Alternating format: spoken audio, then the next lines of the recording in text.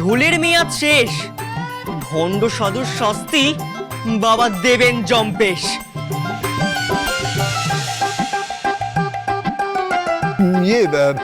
শুনলাম নাকি ওদিকে কি সব গন্ডগোল হয়েছে, মানে এই স্বদেশীরা বোমা টোমা ফেলেছে।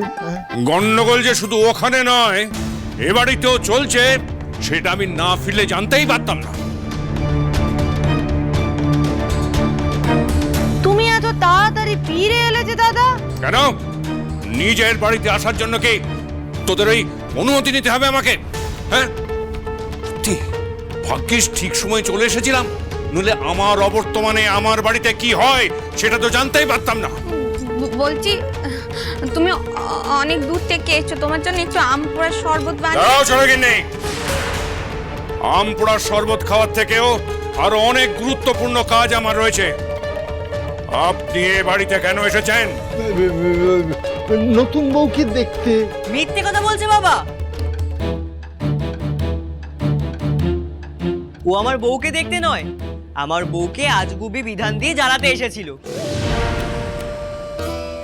আগে যেরকম বড় মা ছোট পিসিকে দিয়েছিল ঠিক তেমনই। মেসমশাই,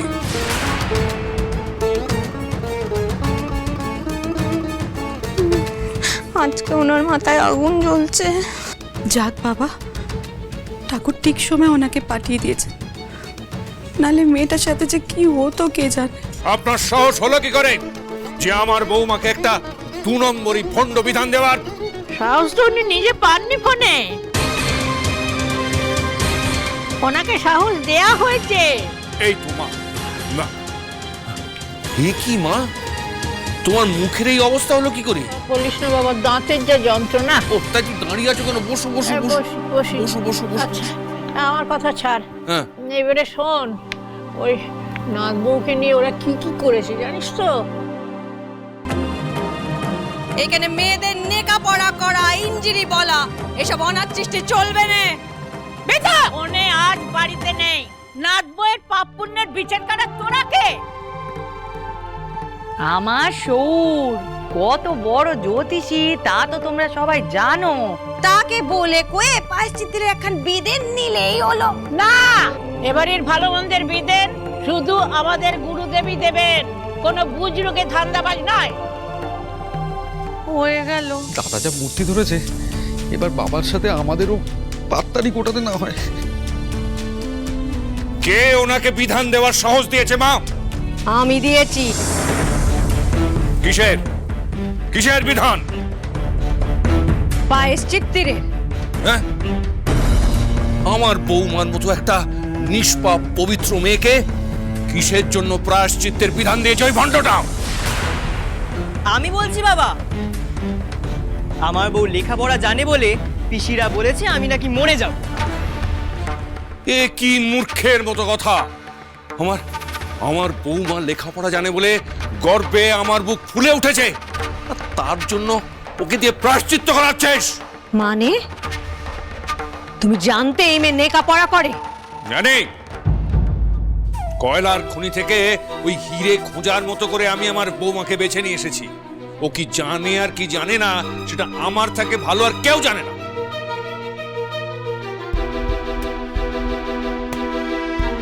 হয়েছে তো এবার। কি হয়েছে? পিসিরা বলেছে আমার বউ নাকি লেখাপড়া জানা পাপী। হ্যাঁ, তাই তুমি ছিলে না বলে এই দুদিন পিসিরা আমার বউয়ের সাথে যা নয় তাই করেছে বাবা। কি কি করেছো রে বৌমার সঙ্গে?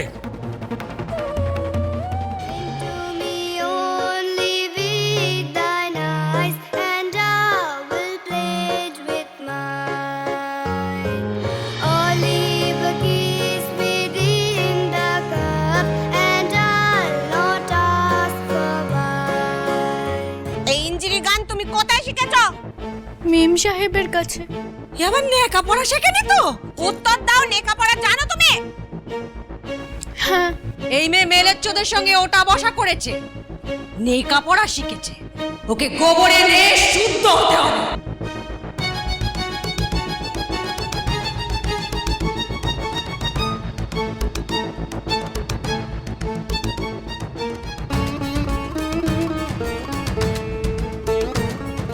আগামী 3 দিন এই মেয়ের অষ্টপ্রহর উপবাস। খিদে পেলে খাবে, গোবরের ডালা, আর তেষ্টা পেলে খাবে গোচনা। প্রথম দিন স্বামীর খড়ম মাথায় নিয়ে তুলসী তলায় দাঁড়িয়ে থাকতে হবে। দ্বিতীয় দিনে নাকে খত দিয়ে বাড়ির তুলসী তলা পর্যন্ত আসতে হবে। আর তৃতীয় দিনে গোবর জলে শুদ্ধ হয়ে নিজে হাতে আমাকে পরমান্ন রান্না করে খাওয়াতে হবে। সঙ্গে দান করতে হবে 20 ভরি সোনা। তোর বালোর জন্যই উনি চাই দিয়ে মন তো পরে ঘর বেঁধে দেবেন, যাতে তোর কোনো ক্ষতি না হয়। বাইরে চলো তোমরা।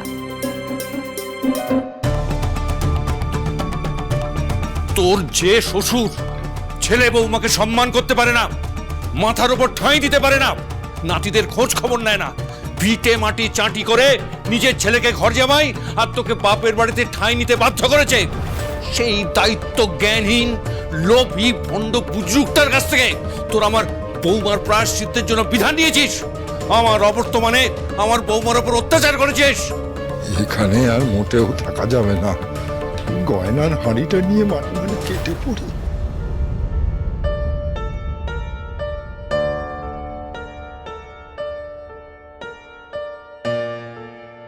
ঢোল দাদু ভেতরে কেন গেলেন এখন?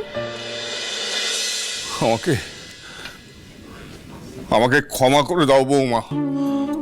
এরা এরা সবাই তোমার সঙ্গে যা যা করেছে তার সব কিছুর জন্য আমি তোমার কাছে হাত জোড় করে ক্ষমা চাইছি বৌমা।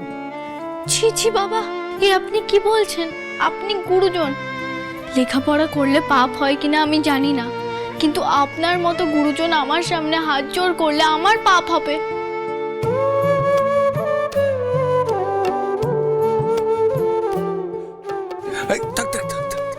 তোমার মতো শিক্ষিত ভদ্র নম্র মেয়েকে মুখুজ্জি বাড়িতে আজকে এই দিনটা দেখতে হয়েছে, সে তো আমার ব্যর্থতা মা। এই মেয়ে শোনো,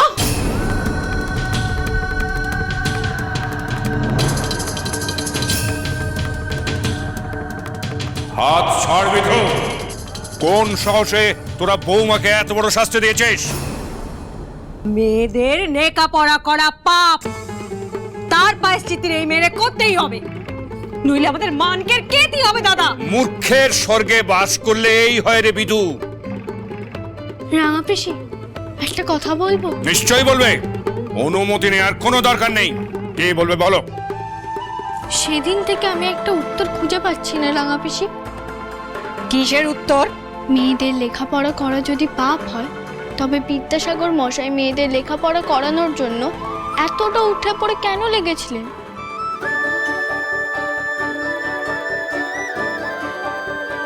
উনি তো বিদ্বান ব্রাহ্মণ ছিলেন, শাস্ত্র জানতেন, তাও উনি সারা জীবন চেয়েছিলেন মেয়েরা যাতে লেখাপড়া করে শিক্ষিত হয়।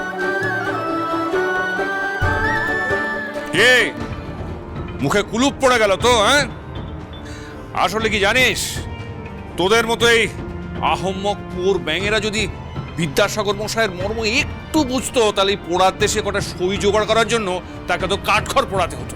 হ্যাঁ, যাদের জন্য উনি সারা জীবন করলেন, যাদের কথা ভাবতে গিয়ে এত কথা শুনলেন, এত লাঞ্ছনা সহ্য করলেন, সেই মেয়েরাই তাকে চিনতে পারলেন না। তোদের বোন ভাবতে না আমার লজ্জা করে।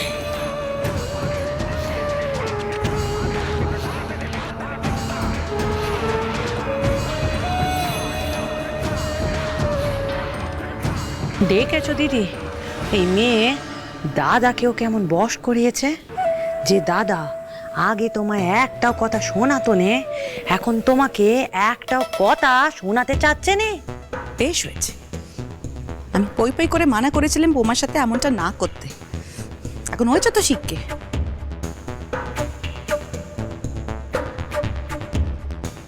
কিছু মনে করো না বৌমা, যারা লেখাপড়া করেনি তারা লেখাপড়ার মূল্য কি বুঝবে? তুমি সব বাদ দাও। তার মানে তুমি এই মেয়ের লেখাপড়া করাকে এখনো সমর্থন করছো? দাদা, আলবাত সমর্থন করছি।